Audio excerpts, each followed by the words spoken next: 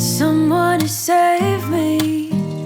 No, and don't come running to blame me. From miles away, I can tell that something's off. The way you look and how you pause when you talk, I think I said enough. You said you love for me something brand new. You said this is something you would never do. My sister made me these cookies when I was getting on the plane to come back to Vancouver, and I asked her for the recipe because it was so good, but it's not as good as when she made it, to be honest. It's alright, but お姉ちゃんが私を空港に見送ってくれた時にこのクッキーを持たせてくれて、めちゃくちゃ美味しかったからレシピを送ってもらって今日作ってみたけど、なんかお姉ちゃんが作った方が美味しいわ。So I am back in Vancouver, and I actually landed over 2 weeks ago now. I haven't filmed a video. I just thought I would share a bunch of my thoughts with you today. I've honestly been kind of putting off making this video, and I think it's just because I don't want to like accept the fact that I'm back here. Even though I am back here, it's just like I was just so happy in Tokyo. 2週間ぐらい前にバンクーバーに到着したんですけど、なんかこのビデオを撮るのをすごいなんか後回しにしてしまって、多分なんかもうバンクーバーに帰ってきてしまったっていうのをなんかアクセプトしたくなくて、受け入れる？なんか本当に日本にいる間がすごい楽しすぎて、なんか帰ってきてしまったと思ってでも家族にも会えて、私のペットがいるんですけど、鳥にも会えて、何人か友達にも会えたのでよかったんですけど、もうすでに日本に戻りたいって感じです。It's nice to see my family and my bird cello, and I saw a few friends, and so it is nice to be back here, but I don't know, I kind of already want to go back to Tokyo, if I'm being honest. Anyways, I made a list. I wrote some things about culture shock, about the best food I had, my favorite hotel, and just how I feel now, things like that, and just give you guys kind of a conclusion to all of these Japan vlogs. As I'm filming this, it is currently August 4th. The first video of my solo bullet train trip vlog goes up tomorrow, so I'm still super behind on videos. I'm sure this video is gonna go out in like October or something. I do want to kind of give you guys an update, and it's really sad. I don't know what I'm gonna vlog out here in Vancouver, but yeah, I had so much fun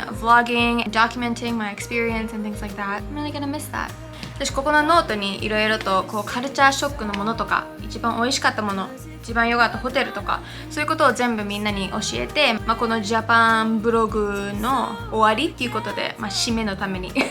このビデオをやりたいと思うんですけど、何日に一遍はいつもこうブログを撮るの本当に楽しかったし、で今日の日付は8月4日なんですけど、明日一人新幹線旅行のブログが上がるので、本当に2ヶ月遅れみたいな感じでビデオが上がっていってるんですけど、なのでこのビデオもまだまだ上がらないと思うんですけど、いろいろと自分の楽しんで遊んだところとかも全部残るっていうのは本当に楽しいし、またいつかブログ見たりすると思うので、自分のこう思い出にもなるし、でみんなにもねエンジョイしてもらえたらそれが一番幸いなんですが、今日はもうジャパンブログの終わりっていうことでいろいろ喋っていきたいと思います。So you can skim over the chapters of this video because I am going to categorize it, and then I'm also going to be kind of splitting it up in what parts I'm speaking English and what parts I'm speaking Japanese in case you want to skip some parts or whatever. ここのビデオの方にマウスとかをやるとチャプターが出てくると思うので、日本語喋ってるとこ英語喋ってる分けたり、カテゴリーとかにも全部分けてると思うので、もしスキップしたいところとかあったらそれをぜひ見てみてください。So obviously these 3 months was such a big learning experience. I learned so much about myself, and I can't believe that my time in Canada for the first part of this year was longer than my time in Japan. So this year 2022 I was here from January till April, and then I left in April, and then I came back in July. But let me tell you, the 3 months in Japan felt super long in the best way. It was so much fun. Like, it felt like it flew by, but when I look back on all the things that I did and all the people that I met, it feels really long as well. So one thing that I did really get to know about myself and learn about myself is that I am totally fine on my own. I kind of always knew this, but I've never been that level of alone, you know? Like, I've never lived by myself. When I was living abroad 3 years ago, I had a roommate, and back home here, like, I'm at my parents' house. I'm never like alone, you know, but traveling by myself and just being in hotels, hostels, and things like that alone, and really just having all of my time in my hands and getting to spend it the way I want to, just made me realize how okay I am with my own company, and I'm totally cool with being on my own because I really enjoy my own time and being in my own head. I just like it a lot. That was interesting to kind of figure out about myself. The next thing is that I gained a lot of confidence while I was out there. Obviously, I was vlogging outside and vlogging in restaurants, vlogging everywhere, and I was also filming these like walking videos for my brothers. That meant holding the GoPro wherever I went, and I feel like vlogging is a very modern concept now. Like I feel like a lot of people know about it by this point, but people still do stare at you when you're talking to the camera or when you're even just holding a camera. I do think I got a lot better with like people's judging eyes. I just stopped caring. I gained some camera confidence, and within, I definitely feel like I did get a little bit insecure while I was in Japan, just because the girls there are tiny and skinny and just very different from Canadian culture that I'm used to. I feel like sometimes I struggle to fit in with the girls in Japan just because they're all very girly and frilly, and not all of them, but most of them that I met. So I did most of the time kind of feel like an outsider around them. But overall though, I felt really good because I think just knowing that I was on my own and on my own path and really just believing in myself, I feel like that really helped a lot with my confidence. As introverted as I am actually really not that bad at socializing. So I thought I was like unable to socialize to the extent that I did while I was out there. And a lot of people just say like, oh, you're not introverted. Like they just like say that to me as if they know anything about how I'm feeling.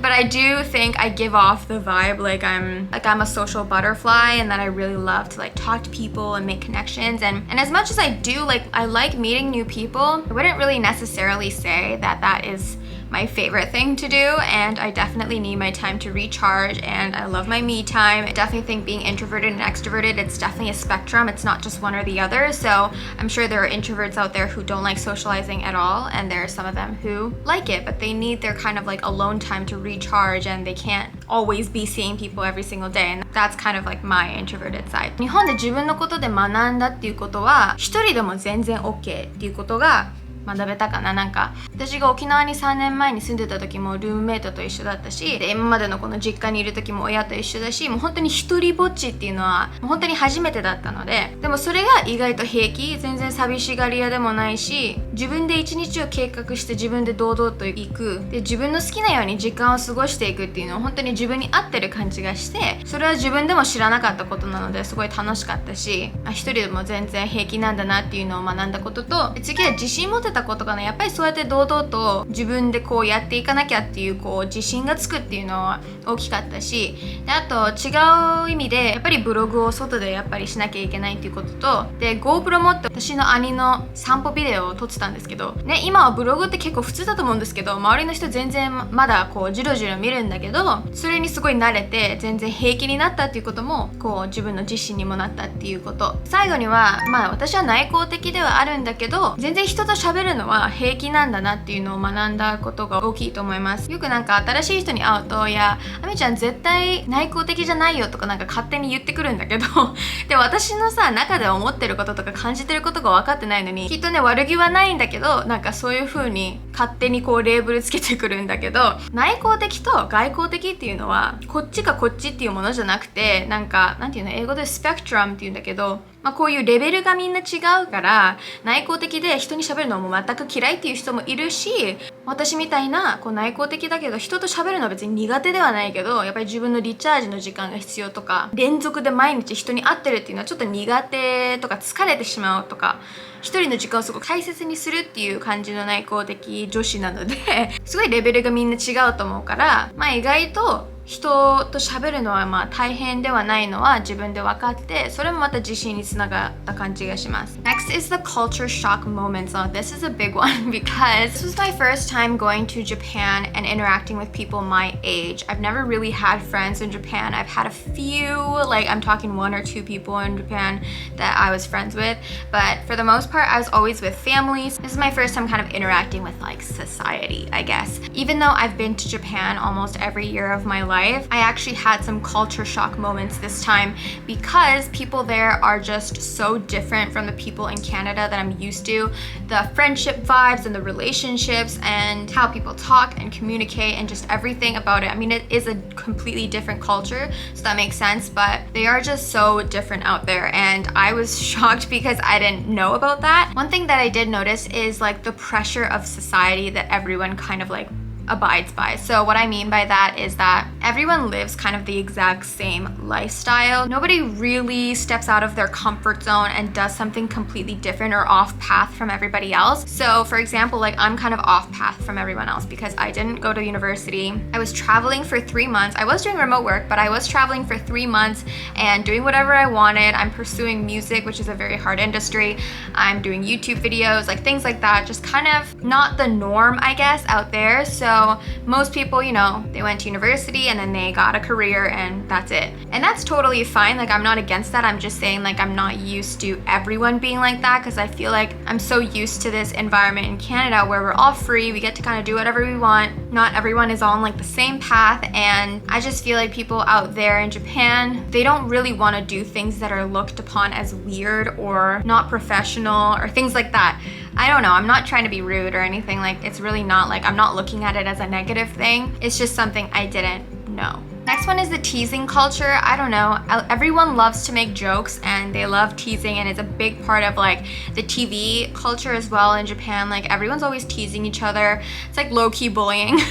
But I don't know, I don't want anyone to attack me for saying that. I think anyone who knows Japan knows that that is part of like just literally the culture. Like I don't know what to tell you. It's a very different dynamic from the people that I surround myself with in Canada. So I really had to get used to that because, you know, I'm like a little sensitive being. I don't really tease people or try and poke fun at people, but I feel like that's a very normal thing to do out there. I could probably make a whole video about the culture shock and stuff in Japan, but I'm just gonna tell you one more. So next one is there's no age gap feeling. So everyone is friends with like all ages. So when I would go to like these drinking events and stuff like that, there were a lot of people who were like in their early 20s and friends with people in their late 30s and stuff, and that's like not weird. There's like no age gap difference kind of thing. But in Canada, like I've never been friends with someone who's like more than 2 years older than me, really. Like I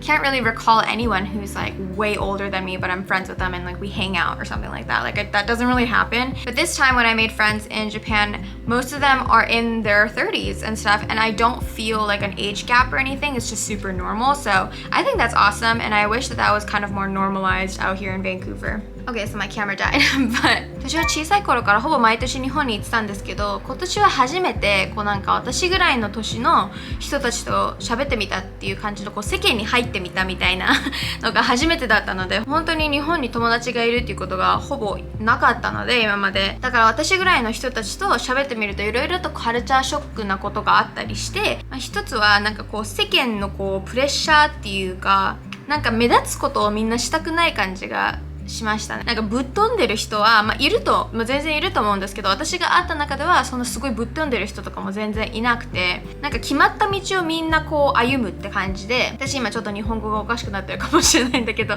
なんかみんな同じようにしておきたいみたいな、目立つことはしたくないみたいなのが自分の中で感じてて、私はちょっとね変わってる生き方みたいなことしてるみたいで、もちろん私大学も終わらしてないし、でリモートワークしながら3ヶ月も旅行するっていうぐらいだから、もう本当にみんなそれをこう理解ができないみたいな、こう長いこと遊ぶことみたいな、ね、私はそういう YouTube とか大きくなりにくいこう音楽世界に挑戦してみるとか、そういうのとかがやっぱり逆になんかちょっと私がぶっ飛んでるような感じ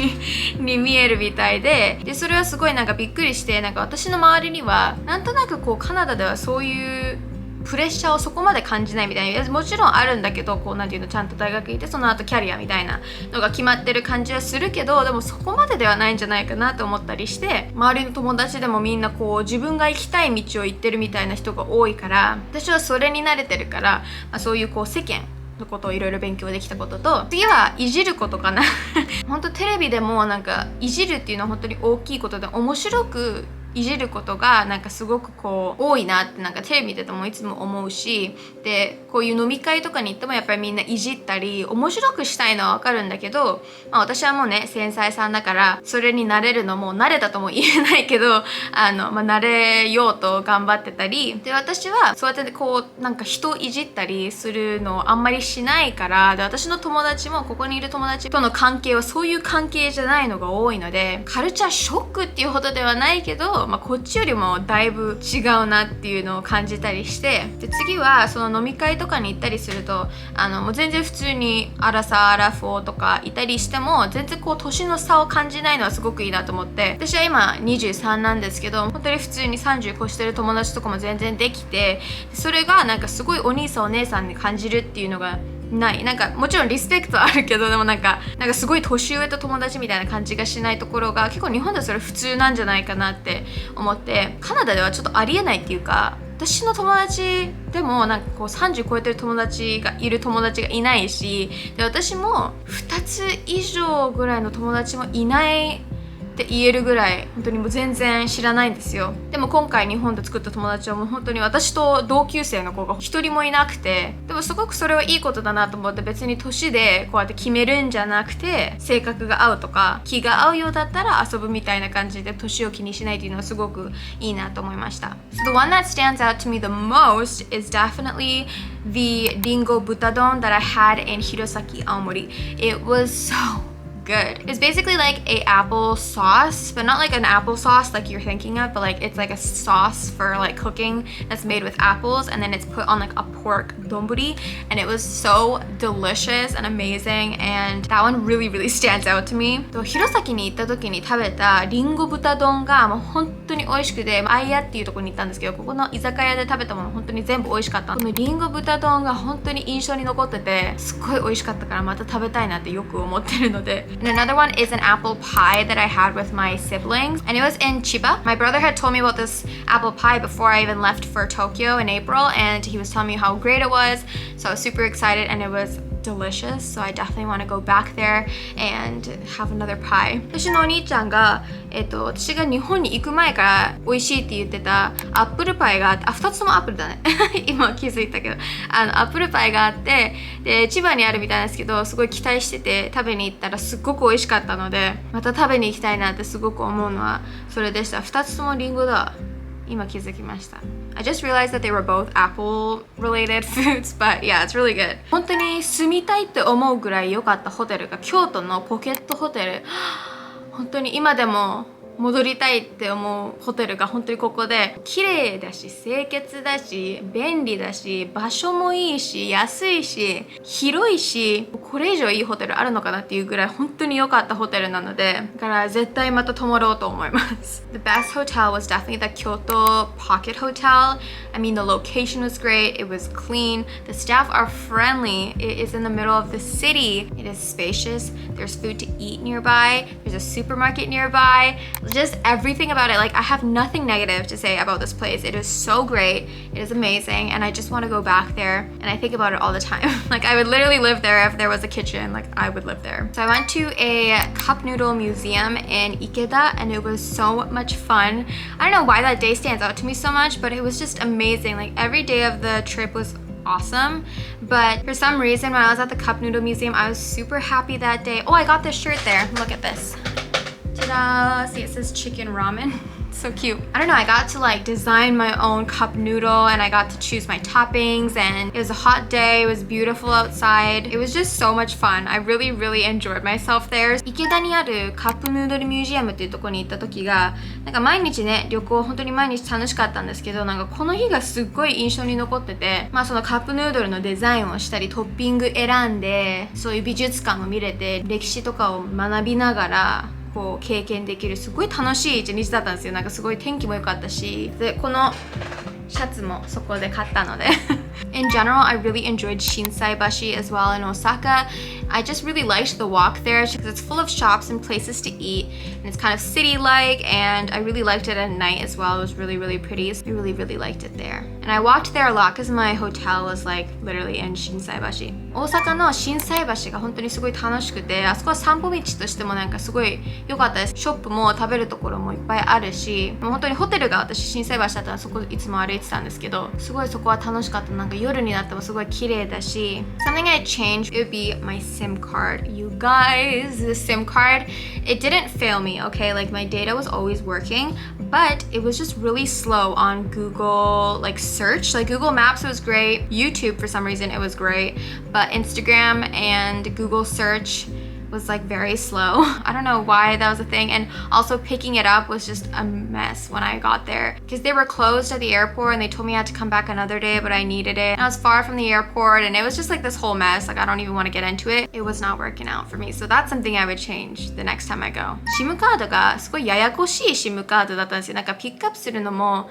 成田だったんですけど、なんか着いた時には閉まってて違う日に来ないとダメみたいな風になって、でもその日から契約してたし、すごいなんかややこしい話で話が長くなっちゃうから、なんか Google マップスと YouTube はなんか謎に早かったんですけど、Google サーチだからなんかこうレストランのレビューとか読もうとしてもすごい遅いし、インスタも遅かったから、次行った時は違うブランドにしようと思ってます。So I tried pottery. 陶芸やってみました。I went on a bullet train. 新幹線に乗ったこと。I tried ホヤ and I did not like that. ホヤを食べてみました。私はちょっと気に入らなかったんだけど、一応食べてみました。And I slept at my first Japanese inn, which is called 旅館。旅館に初めて